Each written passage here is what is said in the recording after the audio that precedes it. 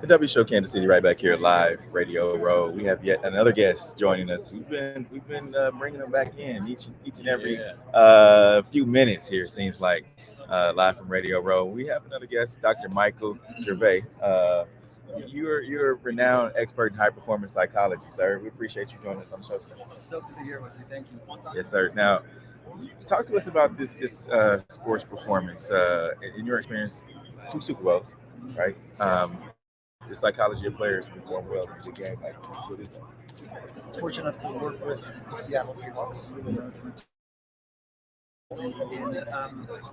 one of the things that is very clear is that you can train your mind, you can train your body, and you can train your craft. Those are the only three things as humans we get to train. Most people spend most of their time on training their body and their craft. And then the best of the best, the extraordinaries, they don't leave their mind up to chance. And so, how do you do it? It's not hard. It's the psychology of excellence, and it's a whole science and a discipline of like how do the best in the world organize their inner life? How do they train their mind to be more confident, to be confident, to be deeply focused in the moment when the lights are on or when they're not? So these are all mental skills that we can train. And what happens for most people is that they don't train them, and they show up wanting to be their very best. They're a bit worried about what if it goes wrong? What if I make a mistake? What if I let people down? What if this is the only chance I get? What if?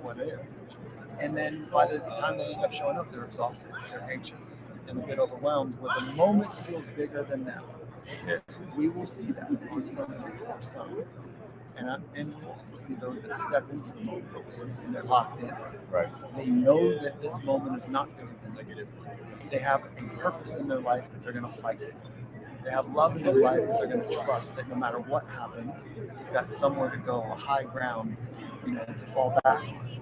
And so those that have this inner foundation at play that is healthy and dynamic, and they can lock into the present moment in a confident way, those are the ones that win. Now, when I was a whole lot younger, we coaches that I had growing up talking about visualization, like closing your eyes and picturing going through a game, right? How important is that? Okay, so your coaches were on it. Okay, so there's a great science around mental management on the Finding Mastery podcast. So we fired this thing up in last 6 years, and we have the extraordinaries talk about how they use their mind. So, familiar with Michael Phelps? Yes. Yeah, one of the legends, right? That is coach Bob. And Bob talks about this very well understood practice that was very private to Michael, is that he would use his mind 10, 15, 20 minutes on a regular basis to see the future working out well. It's not, that's all it is. But here's the story that I want to share with you. He would also chunk off some of that time to see and feel when it's not going well. Okay. So I'd say like 85%, 15%. 15% of the time you see yourself going sideways and then solving it. This is what happened. And we all watch this on the Olympics. His goggles filled up and he outtouched just by fractions of a second to win this historic gold. Right. He played that over in his mind plenty of times because he was having some trouble with his goggles. So it doesn't mean if you see it and you think about it that it's going to happen. But when it did happen, he was prepared. And so imagine Olympic medal match, your goggles fill up, you can't see a thing, you've got water rushing in your eyes, and then all of a sudden just not flinching, no hesitation, sticking with the technique that got you there, and then barely out. So listen, this is part of training the mind, and so you're on it. Now, we talked about big moments and knowing that that moment is not bigger than you. Looking at like an athlete or anybody, how do you know if they're thinking that that moment is bigger than them, or vice versa? That's a cool question. And so when you go into games like the Super Bowl or the Olympics, there's one or two ways that you think about it. It's the biggest show on earth. Here we go. Yeah. Everybody's watching. Or it's just another game. This is what I do. Okay? When you strip it down, the only thing that's different is that more people are watching. The field is the same distance. The ball has about the same length. The rules don't change for Super Bowl Sunday. So it's about the same.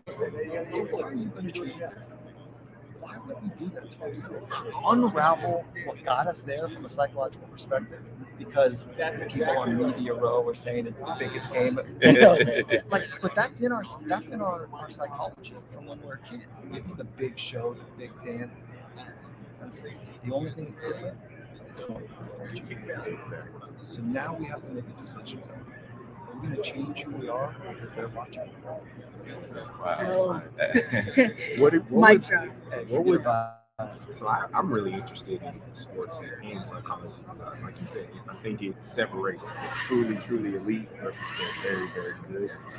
What would you say some characteristics are of athletes that are truly elite in their mental? Like maybe not so much that they're the greatest athlete or whatever, but characteristics of people who have the right mental mind state when it comes to it. So when you look at psychology, and it sounds like it's a bit of a mystery because we can't see it. And It's not 10. Yeah, so you can't see it. But what you're asking is beautiful, because what are the skills that get confidence? Let's just start there.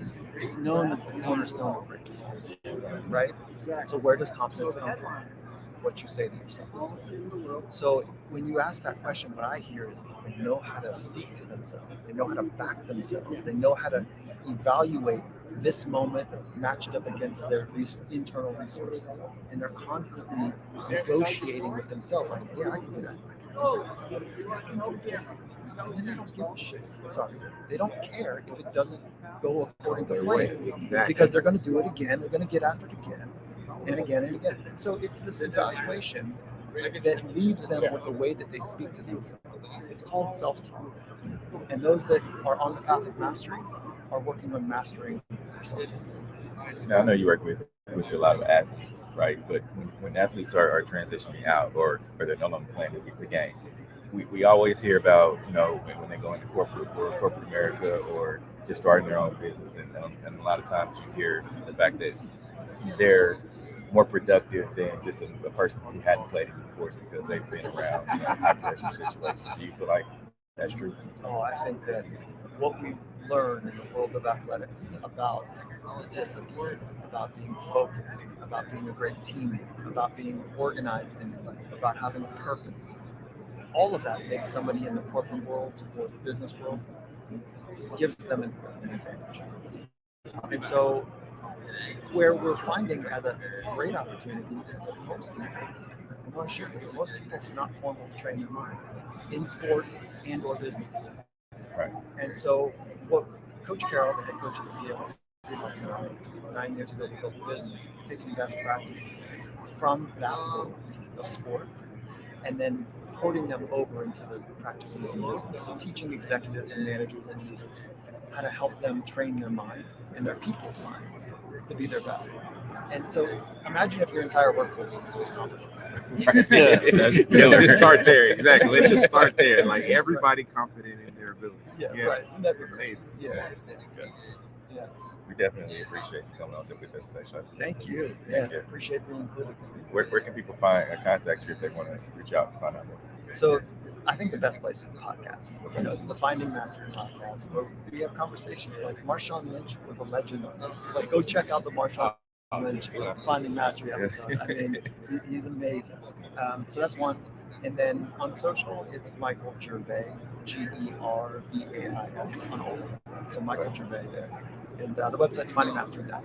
Findingmastery.net. That's Dr. Michael Gervais. We appreciate you, sir. Thank you. All right. We'll be back with more guests here live from Radio Row.